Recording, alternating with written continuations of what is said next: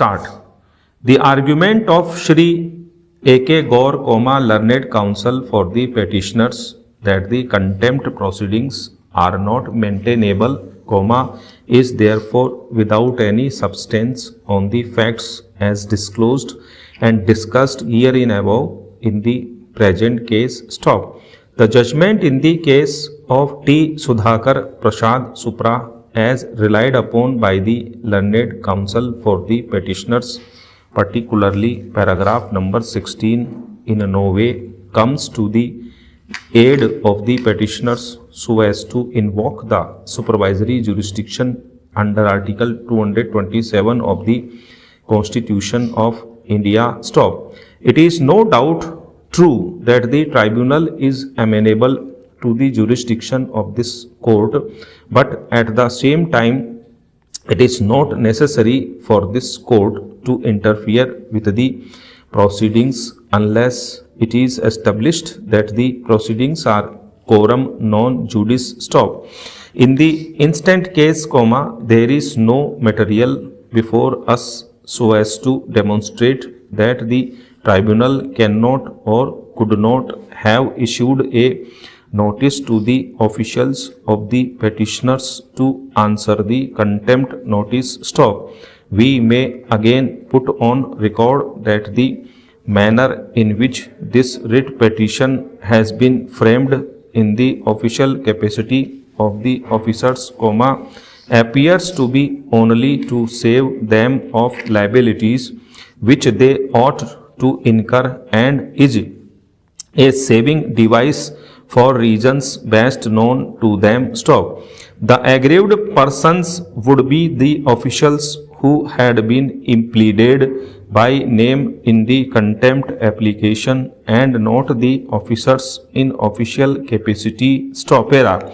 There is yet another aspect, namely that against the punishment by the tribunal upon conviction, an appeal lies directly to the Supreme Court, and in such circumstances to entertain, a writ petition would be not in conformity with the scheme of the Contempt of Courts Act 1971 read with section 17 of the Administrative Tribunals Act 1985 unless the proceedings are patently without jurisdiction or are otherwise ultra vires the Constitution or the provisions of any act. Stop.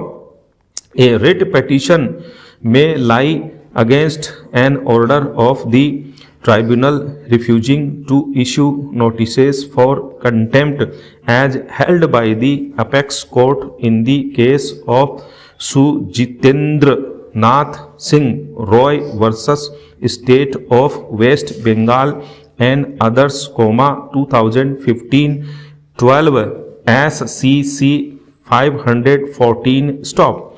The preliminary objection raised by the respondent number 1 as incorporated in the interim order dated 16th December 2010 had not been answered in the said order, nor have we been able to find any argument on behalf of the petitioners that may dislodge the preliminary objection raised by the respondent. Stop. Further, as observed herein above, once the tribunal itself had issued directions on 22nd January 2008 for ensuring the orders for compliance in the contempt to jurisdiction and leaving it open to the respondent number 1 to file a fresh contempt